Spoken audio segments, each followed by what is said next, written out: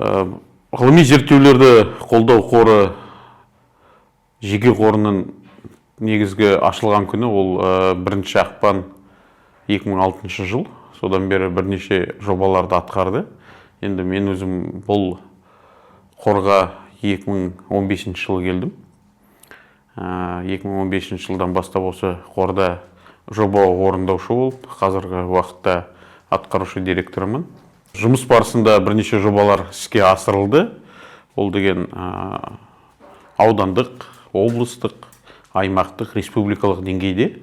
Жалпы негізінен жұмыс бағыты бұл қордың тарихи мәдени мұраны сақтау, сонымен қатар туризм бағыты. Бірақ енді тарихи мәдени мұра бойынша жұмыстар бізде қоғамдық негізде де өтіп жатады, мониторинг өтіп жатады, экспедициялар, конференциялар, оқушылар конференция, ғалымдар конференциясы бірнешесін біздер атқардық. Сонымен қатар осы соңғы жылдары кітап шығарып жүрміз өзіміздің атымыздан. Одан бұрын конференция жинақтарын шығаратын едік. Содан кейін өзіміз жазып, мені елден айырылған саясаттың екпіні атты кітабымыз шықты. Одан кейін міне нарының сырты дала іші пана деген кітабымыз шықты. Бұл Бөкей Ордасы туралы. Мені елден айырылған саясаттың екпіні деген ол депортация туралы. Содан кейінгі кітап Западный Казахстан, Ближний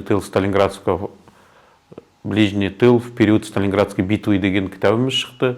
Авторы Алмагүл Алдабергенова, монография біздер шығарып бердік.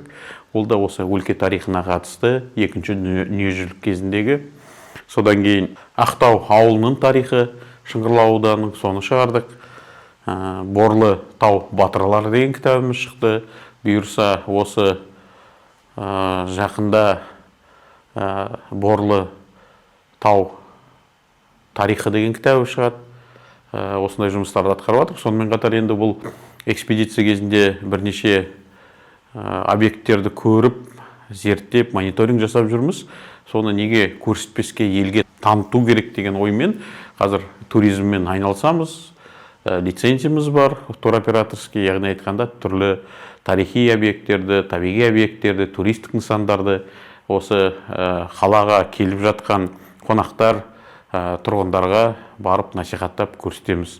Енді сонымен қатар біздер бірнеше жобалар, мына басқармаларын атқарып келеміз. Оның ішінде қоғамдық даму басқармасы, табиғатты пайдалану басқармасы, мәдениет басқармасының қарауындағы тілдер бөлімінің жобалары, сонымен қатар облыстық әлеуметтік бағдарламаларды реттеу басқармасының,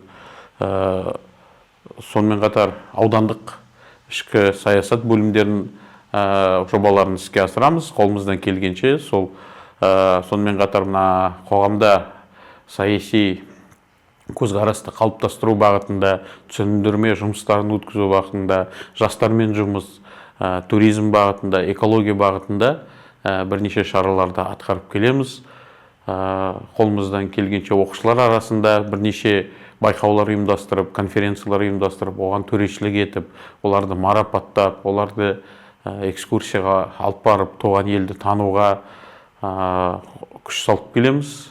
Мына республикалық деңгейде болып отырған түрлі жобалар бар. Солардың жобаларын бірнеше бағыттарын осы Батыс Қазақстан облысы бойынша, өңір бойынша жұмысын жасаймыз.